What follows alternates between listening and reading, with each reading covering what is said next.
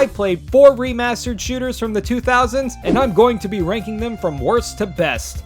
Hello, I'm GalicEnder, and welcome to my excuse to express my terrible opinions on some of gaming's greatest titles, Game Bracket. This show takes 4 titles from a single genre and puts them in a free-for-all battle to see who is worthy of taking home the gold. Today's titles are essentially glorified time capsules from the 2000s most popular genre of gaming. Having stood the test of time so well, they were given a fresh coat of paint to really make them shine. But before we get started, let's lay down a few ground rules. 1. Obviously, the game must have guns. 2. A full-length single-player campaign. 3. Multiplayer modes do not contribute to ranking. And 4. Must be a remastered title. This includes full remakes or just simple HD remasters. We will also be changing how the analysis process goes for this episode, to help with the length so we don't get another 45-minute movie, and a chance to have better matchups in terms of comparison. Instead of back-to-back, there will be 2 separate videos, each going over 2 of the contestants, and deciding the winner of the round, with the overall winner being announced in part 2. This is purely experimental, so when this episode is over, please let me know what you think in the comments. Alright, preparation is complete. Let's dive into round 1, Halo 2 Anniversary versus Metroid Prime Remastered.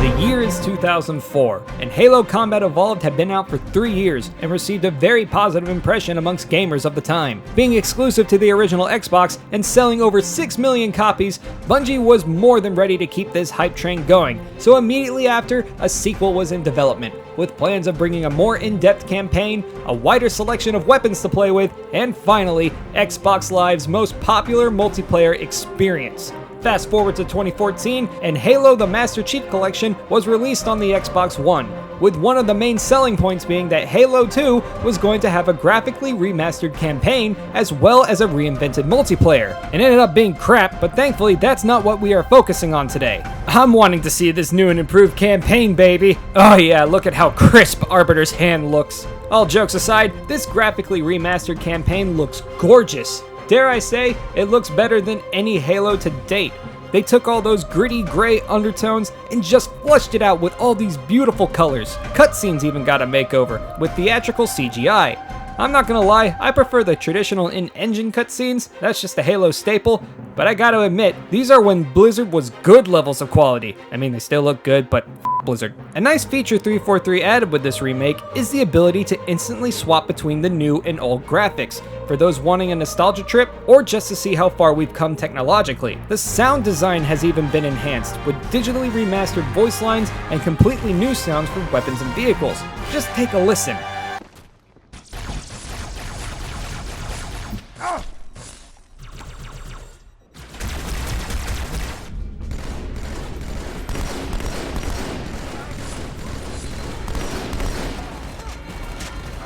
Okay, the game is pretty and sounds like a dream, but how well has the gameplay aged? Well, as mentioned before, the campaign was only remastered sensory-wise. The only actual thing reworked in terms of balancing and mechanics was this bastardized version of the multiplayer. Halo 2 Anniversary plays the exact same as it did in 2004. Nothing was touched. And from my experience playing it again after all these years, this is both good and a bad thing. Let me break it down, and I'll start with the positives. But before we begin, I'd like to establish that I played through this game on the heroic difficulty. The difficulty that supposedly is the true way to experience Halo according to Bungie. With that out of the way, Halo 2 Anniversary plays like a classic Bungie-era Halo, with level design that changes with each chapter, weaving together wide open landscapes and compact indoor battle arenas, all designed to encourage players to use the level's environment to your advantage. Every battlefield is like a playground, covered with weapons, vehicles, and enemies to gun down, making your imagination your only limiting factor. You'll be swapping weapons constantly, whether you find them in a hidden area or steal it from the corpse of a Covenant soldier. You can shoot explosive barrels to wipe out a group of grunts, hijack an enemy ghost and use it against them. One moment you're ambushing a group of Covenant soldiers in a war-torn shopping mall, and the next you're hopping on top of a scarab, shotgunning your way through the elites to destroy it from the inside. The experience of every level is like a college frat party. You go in looking like a spring chicken and leave looking the exact opposite. That being said, as much as I love this era of Halo, I hate to admit, this gameplay did not age well. And I'll start with my biggest gripe, the movement. If you've ever played a Bungie-era Halo game, then you know you're not the most agile Spartan like in the cutscenes. This was before movement options like sprint, dashes, and ledge grabs became basic practice. These movement options sped up the combat and gave the player an upper hand against hostiles. But back in the day, you move at one speed that is slower than your grandma walking up the stairs, and the only movement options you have is jump and crouch. It's this lack of movement that made this game at times feel like an absolute chore to play through. In open areas like this, not only will you be spending an eternity just crossing the map, you are also left wide open to any enemy ambush as you're not fast enough to get out of the way or powerful enough to defend yourself. Power weapons like rocket launchers, energy swords, shotguns, or sniper rifles can improve your odds, but are not as powerful as you think, as landing one-shot kills with them doesn't happen as often as it should, making them feel more luck-based than useful. The lunge with the energy sword is the worst example of this, as there will be times where it just sends you flying off the map for no good reason. Why do I feel so weak when I'm stacked with all this heavy firepower? My theory is that this is a response to the first Halo. You see, when Halo Combat Evolved was in development, Bungie did not have as much time as they needed to finish ironing out all the kinks. And this was before online patches were a thing, so whatever didn't get patched out or fixed just stayed in the game for its entire lifetime.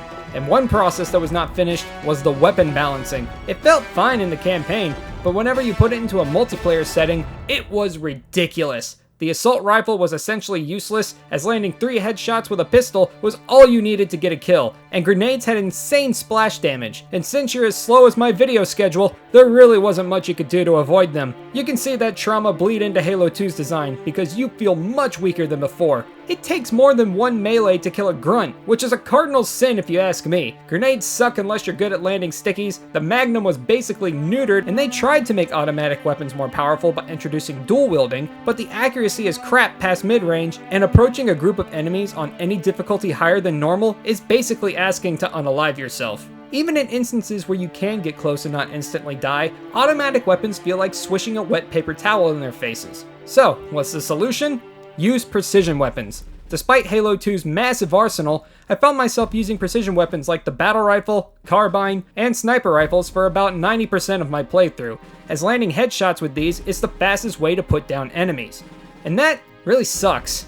It's not that I don't like these weapons, they feel good and they sound incredible, it's just Halo 2 was all about being more than its predecessor, and you can tell that Bungie wanted you to do more than take pot shots from a distance because they added things like dual wielding, more power weapons, access to enemy resources like turrets and vehicles.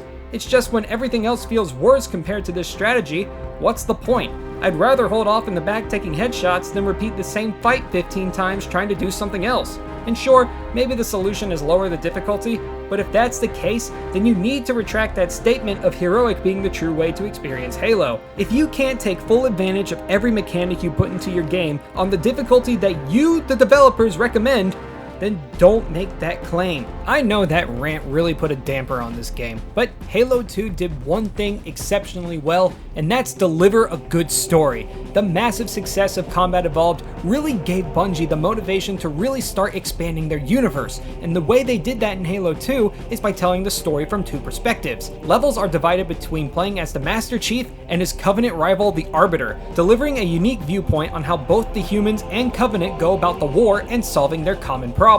Reaching Halo and using the ring to eradicate the Flood. The humans are basically running the underdog story, fighting as humanity's last hope, doing whatever they can to reach the Icon, the key that unlocks the true potential of Halo, but always feel one step behind.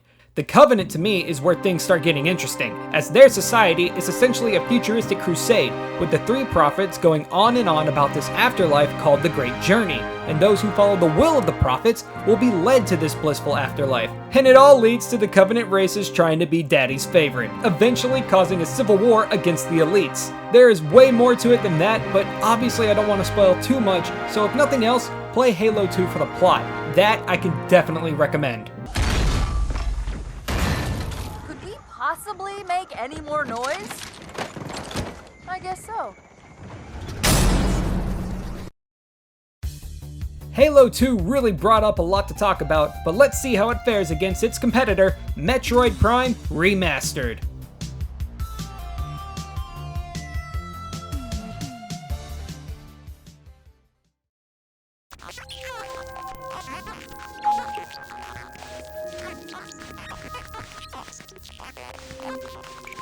The year is 2002, and Microsoft had just taken the world by storm with its release of Halo Combat Evolved. Sure, Nintendo had some banging shooters on the N64, like GoldenEye and Doom 64, but with technology improving and the GameCube lacking any first-party IPs revolving around the FPS, Nintendo knew they needed to get on this hype train. Thankfully, they already had a heavily armored heroine with a knack for fighting aliens. Samus Aran stepped back into the limelight with a whole new take on her genre. Metroid Prime was originally released November 18th, 2002. Fast forward 21 years. Damn, I feel old. Nintendo decided to remaster this gem of the past for Nintendo Switch with a full HD makeover. They also added in a modern control scheme, which thank God they did, because I don't care how nostalgic it is, tank controls suck. So let's dive into Nintendo's newest nostalgia bait, Metroid Prime Remastered.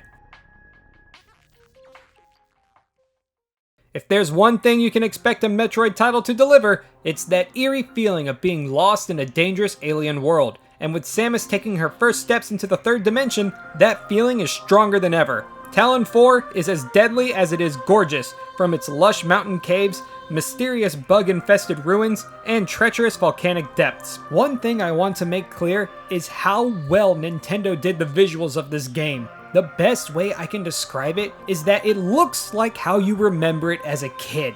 You know those games you played growing up and they just look so great, like, wow, we've peaked in terms of graphics. And then you don't play it for 5 years, go back to it, and you're like, oh god, what happened? Well, I got the opposite feeling playing this title. I booted it up, and I was back in my friend's bedroom after school playing this game on the GameCube.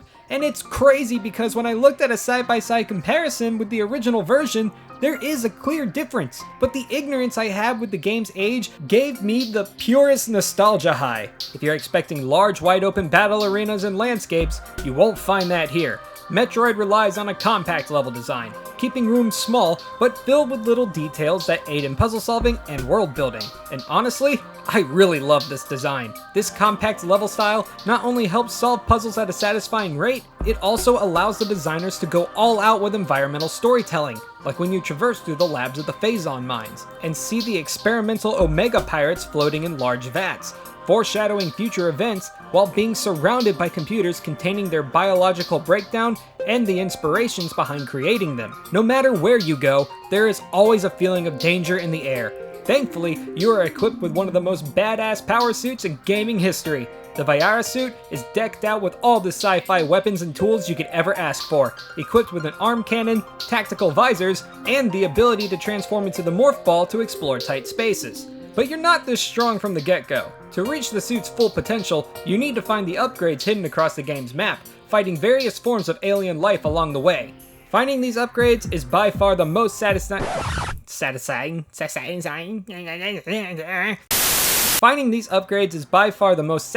thing about Metroid Prime. Every upgrade you discover rewards you with a badass animation of Samus' suit transforming into something stronger. Most of the time there's subtle changes, but those instances where the whole suit transforms, it really makes you feel like you're getting stronger. Health and missile capacity upgrades are also littered throughout Talon, further expressing that feeling of added strength. These upgrades are also essential for unlocking new pathways, as different arm cannons can unlock specific doors, and visors can reveal hidden secrets or activate certain holograms. Visors are the solution to all your problems. Stuck on a puzzle? Use the scan visor to find clues or activate holograms that activate doors and platforms on the map. Lights suddenly go out? The thermal visor will highlight doorways and reveal enemy heat signatures to help you get the jump on them. While looking a little suspicious, use the X-ray visor to look through and see if there are any secrets behind it. In a skirmish? Well, time to bust out the combat visor, providing a crystal clear view for you to blast all your enemies. But what are your weapons of choice? First is the power beam. You shoot lemons, and also slightly bigger lemons.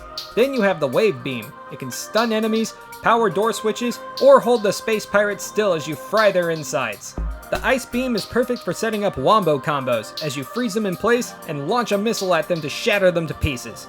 Then we have the plasma cannon. It can one-shot small aliens and make short work of any space pirate. Despite everything you acquire for combat purposes, you really don't fight that much, at least not in the beginning and middle sections. The game is definitely more focused towards its exploration side, meaning when you do encounter a threat, it's just little bugs that die pretty quickly and the occasional trio of space pirates. Just an occasional bump to keep you on your toes. But near the end, dear God, you can't stop fighting for even a minute. It's like they forgot about the concept of enemy placement until the last minute, which is a shame because the aliens you fight actually look pretty cool. The bug ones are ginormous and make me feel uncomfortable, and the space pirates come in many different forms. Some fly around on jetpacks, others are ghosts that teleport around the map, and some are blade masters that charge at you to turn you into sushi, but they're also capable of keeping their distance, so they can shoot at you from afar, and they also lead their shots to try and predict your movements. Some can only be destroyed by using a certain weapon, making sure all beam attacks stay relevant throughout the adventure. And of course you have the Metroids that fly around and try to suck the brain out of your skull.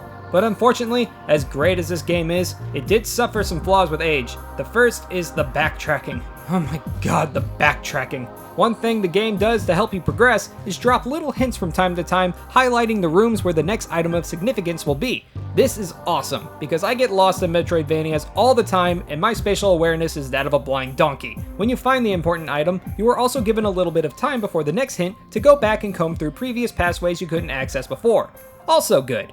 But when you get that next hint, don't be surprised when it's located all the way across the world. This normally wouldn't be that bad, except the map is not designed around optimal shortcuts, meaning you have to go back through the whole area you're currently in. Reach the Talon Hub, go to a specific elevator to go to the ruins, go to another specific elevator to go back to the Magmor depths, walk to another elevator, and now you're back where you need to be. But you have to play through the whole level again because there are no shortcuts that spit you out near the next upgrade. And to put the cherry on top, there are no forms of fast travel. And remember to save, because this game was made back before autosave and checkpoints were a regular practice. And no, they did not incorporate that quality of life in this remaster. So, if you die and it's been a while since you last saved, well, you get to do it all over again. Then there's the boss fights. Some are fun, but most are annoying as it mostly revolves around dodge and shoot. But they are more fledged out than Halo 2's boss fights. Let me show you what Bungie called a boss fight.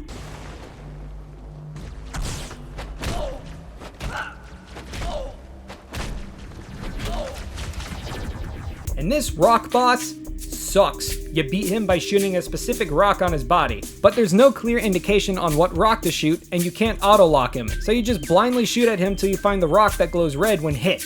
Shoot that till it becomes blue, and now you can auto-lock on him to blow up the rock. You repeat this process for the whole fight, and his attacks are mostly range-based, so naturally you keep your distance to avoid getting hit. But halfway through the fight, fog gets added to the mix, and you can't see him until you get close enough to lick his rock shins, and he'll swing at you for getting too close. But if you get too far away, you can't see him to shoot the next random rock to blow up. There are also a lot of misleading progression signals. You find a lot of hidden switches by destroying certain structures in the environment, but it's hard to pick up on this consistent symbolism when some of these same structures are indestructible despite looking like the one you just destroyed 5 minutes ago. And you can argue, yeah, Ender, you dummy, that's what the scan visor is for, to find out what parts of the level can be destroyed. And you'd be right. I'm just mad at myself for being too stupid to figure that out sooner. Anyway, lastly is how enemies respawn. I understand that if you leave a level for a while, that eventually new enemies will just come back and re-inhabit the area. That makes sense from both a game design and world building point of view. But after I just fought a bunch of enemies, enter the next room, find out I took a wrong turn and go back in, they all just reappear. And that's just straight up annoying.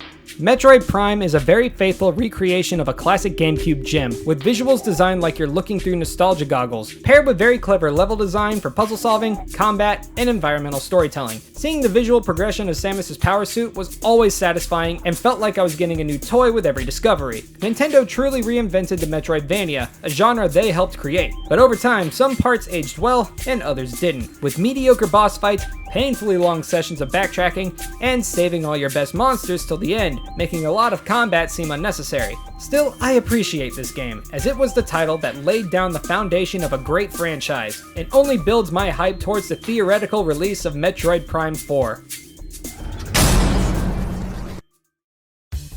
As round 1 comes to conclusion, we are left with 2 iconic gems from the 2000s, beautifully recreated for the modern age, so their legacy can continue to extend to players young and old. However, this show calls for a winner, which means there must also be a loser. And before we announce that winner, I would like to say that both of these titles stood the test of time for a reason, and that's because they are genuinely great games. And with that statement out of the way, the winner is Metroid Prime Remastered. I know, Halo fans, this hurts me too. As someone who practically grew up with this franchise, I just gotta accept there are some things gameplay-wise Metroid Prime does better. For one, level design. Yes, Halo 2 had some massive battlefields where you could watch some insane action go down, and you, the player, had the privilege of diving right in. But that's about it. There's no puzzles, no secret collectibles, unless you count the terminals, and plenty of empty areas where all you have to do is walk forward. Metroid Prime's choice to keep level design compact erases that problem entirely, giving players a more intimate experience with the world to focus on exploration and puzzle solving, even hiding little bits of lore that can be quickly discovered with the scan visor. Not to mention the satisfaction of seeing the Viara suit change form and gain new abilities for players to experiment and further express themselves in combat. Though I will admit, when it comes to combat, Halo 2 wins that debate by a landslide. Swapping weapons on the fly, hijacking enemy vehicles, and being swarmed by aliens is an experience that Halo 2 delivers amazingly, and pales in comparison with Samus only fighting 1 to 5 space pirates at a time. In terms of visuals, honestly, they're neck and neck, but for different reasons. Halo 2 took a dusty old game and transformed it into a bright, colorful version of its former self while still being faithful to the source material. Metroid Prime Remastered is a nostalgia comfort food, bringing that same feeling of excitement you felt as a kid as you admire the beautiful yet eerie atmosphere of Talon 4. But in the end, Metroid's smarter level design pulled it just a hair above Halo 2 Anniversary. In round 2, we will see two masters of disaster go head to head, Dead Space versus BioShock Remastered, as well as the final placing for all 4 games. So until next time, I'm GalicEnder, and I will see you in the next episode of Game Bracket. Bye! Hello, and thank you so much for watching this all the way through. I really appreciate that.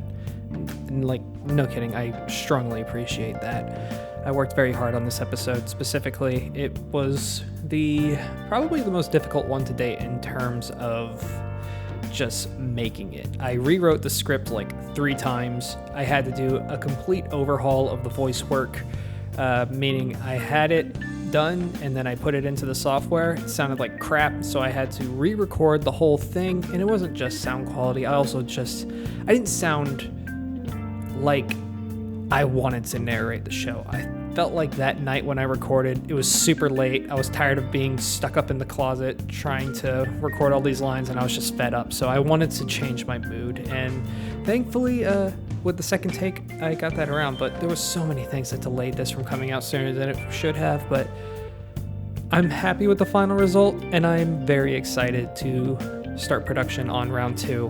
And I'll have a couple of indie shelf videos in between to keep you guys occupied, but I really love this series, and I genuinely hope that it grows to something that people will look forward to, and it continues to grow and improve with every episode. And I would love your guys' feedback on potential themes, games you'd like to see covered, and also on the structure, because this one is a bit different than the last 3 episodes. And the reason for that is purely because of length, because the last episode was like 45 minutes, and I feel that was just a bit too long, because I know if I watched a video that long, it's very rare that I actually get through all of it, and I want people to be able to feel engaged all the way up to the very end. So if that involves cutting the episodes in half into 2 parts, then so be it. But let me know what you think. Thank you again for watching, and I will see you in the next episode. Bye.